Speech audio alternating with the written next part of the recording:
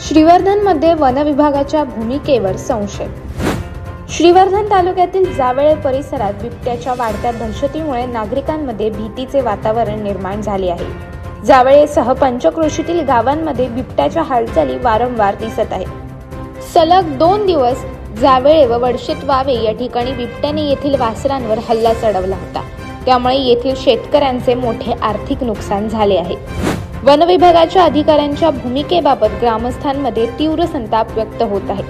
3 मानवी बळी गेल्यानंतरच कारवाई करू असे वन विभागाकडून सांगितले जात असल्याचा आरोप ग्रामस्थांनी केला आहे। सरकारी नियमानुसार 48 तासांच्या आत पंचनामा करणे बंधनकारक असतानाही वन विभागाकडून सांगण्यात येते की 24 तासांच्या आत कळवले तरच नुकसान भरपाई मिळेल, परंतु प्रत्यक्षात मात्र हेच वन अधिकारी 24 तासांनंतर घटनास्थळी पोहोचतात आणि रीतसर पंचनामा न करता केवळ फोटो सेशन करून परत जातात।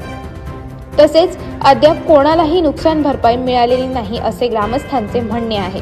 त्यामुळे वन विभागाकडून नुसते फोटो काढून नेण्यामागचा उद्देश काय असा प्रश्न उपस्थित करत नागरिकांनी फोटोच्या आधारे नुकसान भरपाई इतर कोणाच्या खात्यावर वळवली तर जात नाही ना असा संशय ग्रामस्थांमधून व्यक्त केला आहे।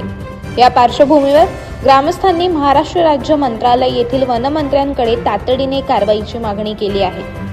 दरम्यान जावळे येथील विजय रंगले यांनी सांगितले की गेल्या अनेक दिवसांपासून बिबट्याचा त्रास वाढत चालला आहे।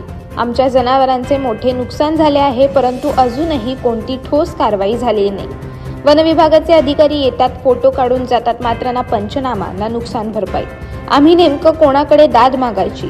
प्रशासनाने आता तरी जागे होऊन तात्काळ कारवाई करावी, अन्यथा परिस्थिती अधिक गंभीर होऊ शकते असेही त्यांनी सांगितले आहे। अशाच अनेक घटना आणि बातम्या जाणून घेण्यासाठी सबस्क्राईब करा आमचे YouTube चॅनल केवी न्यूज आणि इन्स्टा पेज कृषीवल न्यूजला फॉलो करा।